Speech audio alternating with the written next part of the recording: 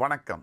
உலகமெங்கிலும் நிறைந்திருக்கும் ஜீ தமிழ் தொலைக்காட்சியின் அன்பு தமிழ் நெஞ்சங்களுக்கு அடியேன் சுபாஷ் பாலகிருஷ்ணனுடைய அன்பான வணக்கங்களும் வாழ்த்துக்களும். ஒவ்வொரு ராசியினருடைய தனித்துவங்கள் என்ன அப்படிங்கிற வரிசையில் இன்றைக்கி நம்ம பார்க்க போகிறது கடகம். கடகராசி அன்பர்களுக்கு ரொம்ப பரிச்சயமான ஒரு குணம் தாயுள்ளம்னு சொல்கிறோம். பல நாட்டை ஆளக்கூடிய தலைவர்கள், உலகத் தலைவர்கள் இவங்கள்லாம் கடகராசியில் பிறக்கிறதுங்கிறது இயல்பு. அது கடவுளே உற்பத்தி பண்ண ஒரு ராசி கடகராசி. இந்த கடகராசிக்கு சந்திரன் மாதா காரகன் அவர் அதிபதியாக வரார் இல்லையா, அதனாலேயோ என்னமோ மிச்ச 11 ராசிக்குள்ளேயும் அட்ஜஸ்ட் பண்ணி அனுசரித்து போகக்கூடிய ஒரே ராசி கடகம். ஆனால் கடகத்துக்கு சில பெரிய நல்ல விஷயங்களும் இருக்குது, சூட்சமமான சில மர்ம ரகசியங்களும் இருக்குது.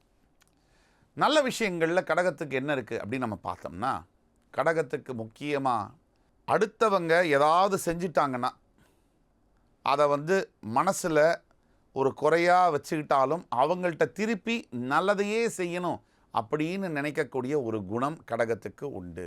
அதே மாதிரி கடகத்துக்கு எல்லாமே ப்ராப்பராக நடக்கணும், எல்லாமே அப்படியே நம்ம என்ன திட்டம் போட்டோம் அதே மாதிரி நடக்கணும்.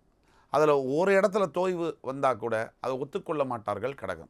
ப்ராப்பராக நிதானமாக ஆர்கனைஸ் பண்ணி ஒரு நிவர்த்தி பண்ணி ஒரு விஷயத்தையும் நேர்த்தியாக செய்யக்கூடியவர்கள் கடக ராசி அன்பர்கள்.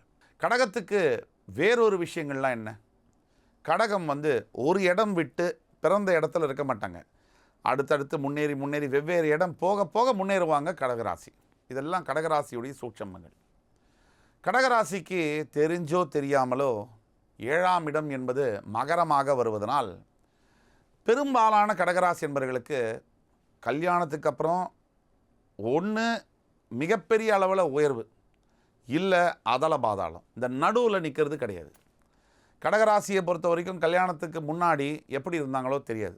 கிளிக் ஆச்சுன்னா ஒருவேளை கடகராசி என்பவர்கள் கல்யாணத்துக்கு பிறகு உச்சத்தை தொடுறாங்க, தன்னுடைய மனைவியோட கணவனுடைய ஆதரவோட அருமையான குழந்தைகளோட நல்ல வாழ்க்கையை வாழ்கிறாங்க.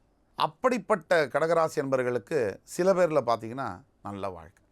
இது தனிப்பட்ட ஜாதகங்கள்லேயும் இருக்குது.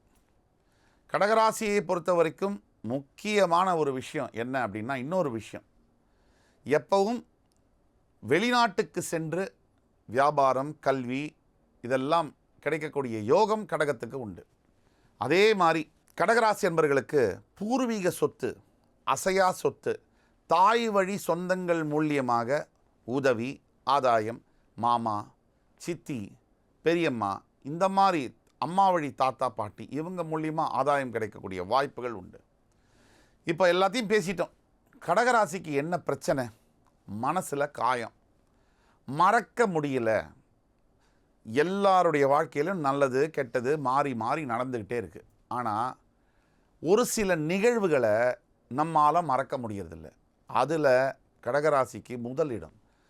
சாகர வரைக்கும் அவங்களுக்கு நடந்த துரோகத்தை அவங்களால மறக்க முடியாது, ஆனால் எதிரிக்கு கெடுதலும் பண்ண முடியாது. இதுக்கு நடுவில் வாழக்கூடிய இந்த ராசிக்காரர்கள் பெரும் அவதியை எதிர்கொள்கிறார்கள் அப்படிங்கிறது தான் உண்மை. இதிலேருந்து வெளில வரத்துக்கு கடகராசி என்ன பண்ணணும்னா, நீங்கள் வழிபட வேண்டிய தெய்வம் யார்? ஈஸ்வரன் தான். ஈஸ்வரனை மட்டும் நீங்கள் விடவே கூடாது. அதில் முக்கியமாக சந்திர பகவான் உங்களுடைய ராசிநாதன்.